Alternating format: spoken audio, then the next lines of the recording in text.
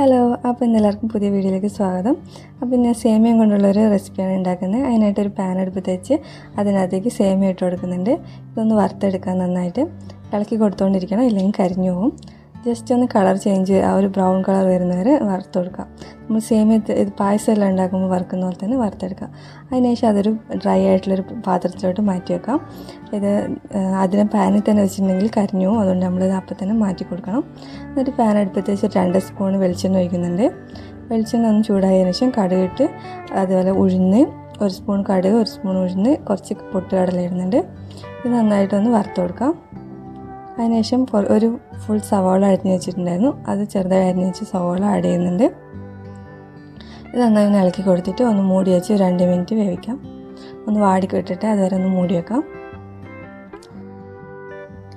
ഒരു 2 മിനിറ്റിന് ശേഷം തുറന്നിട്ട് നമുക്കതിനകത്തേക്ക് ഒരു ചെറിയ പട്ട, അതുപോലെ ഗ്രാമ്പൂ, പിന്നെ ബേ ലീഫ് ഇതെല്ലാം ചേർത്തിട്ട് ഒന്നുകൂടി ഇളക്കി കൊടുക്കാം.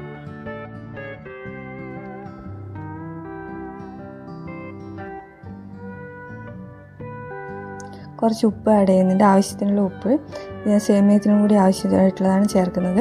അതിനുശേഷം ഒരു തക്കാളി നന്നായി ചെറുതായി കട്ട് ചെയ്ത് വെച്ചിട്ടുണ്ടായിരുന്നു, അത് ആഡ് ചെയ്ത് കൊടുക്കുന്നുണ്ട്. പിന്നെ കുറച്ച് മഞ്ഞൾപ്പൊടി, ഒരു 1/2 സ്പൂൺ മഞ്ഞൾപ്പൊടി ആഡ് ചെയ്യുന്നുണ്ട്. എന്നിട്ട് ഇതെല്ലാം കൂടി ഒന്ന് മിക്സ് ആക്കി കൊടുക്കാം. എന്നിട്ട് മൂടി വെച്ചിട്ട് അതുപോലെ കുറച്ച് നേരം ഒന്ന് വാടി കിട്ടുന്നവരെ വേവിച്ചെടുക്കുന്നുണ്ട്, അടച്ചു വെക്കുന്നുണ്ട്.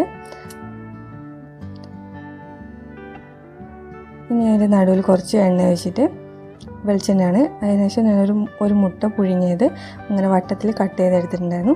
അത് അതിൻ്റെ നടുവിൽ വെച്ചിട്ട് ആ എണ്ണയിൽ വെച്ചിട്ട് അതിൻ്റെ മേലെ കുറച്ച് ഞാൻ മല്ലിച്ചപ്പ്, അതുപോലെ പുതിന, പിന്നെ കുറച്ച് ചെറുള്ളി, ഇഞ്ചി എല്ലാം കൂടി പേസ്റ്റ് ചെയ്തതാണ്, അത് അതിൻ്റെ മേലേക്ക് ഒന്ന് ഒഴിച്ചു കൊടുക്കുന്നുണ്ട്. അതിനുശേഷം കുറച്ച് വെള്ളം, ഒരു 3/4 കപ്പ് വെള്ളം ഒഴിക്കുന്നുണ്ട്.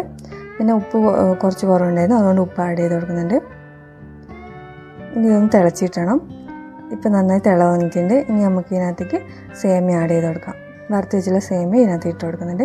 ഇപ്പം നമുക്ക് വെള്ളത്തിന് എന്തെങ്കിലും കുറവ് പോകുന്നുണ്ടെങ്കിൽ കുറച്ചുകൂടി വെള്ളം ഒഴിച്ച് കൊടുക്കാം. സേമിയ വറുത്തിട്ടുള്ളതുകൊണ്ട് തന്നെ വെള്ളം ഒഴിച്ചാലും അധികമായി പോകുന്നില്ല. വെള്ളം കുഴപ്പമില്ലാന്ന് തോന്നുകയാണെങ്കിൽ അത്ര തന്നെ വെള്ളം മതി. എന്നിട്ട് ഇതൊന്ന് അടച്ചു വെച്ചിട്ട് നന്നായി ഇളക്കി കൊടുത്തതിന് ശേഷം അടച്ചു വെച്ചാൽ നമ്മളെ റെസിപ്പിയുടെ റെഡിയായി. അപ്പോൾ എല്ലാവർക്കും വീഡിയോ ഇഷ്ടപ്പെട്ടാൽ ഒന്ന് ലൈക്ക് ചെയ്യാനും ഷെയർ ചെയ്യാനും കമൻറ്റ് ചെയ്യാനും മറക്കല്ലേ. എല്ലാവരും ഒന്ന് സബ്സ്ക്രൈബ് ചെയ്ത് സപ്പോർട്ട് ചെയ്യാം. അപ്പോൾ എല്ലാവർക്കും താങ്ക് യു.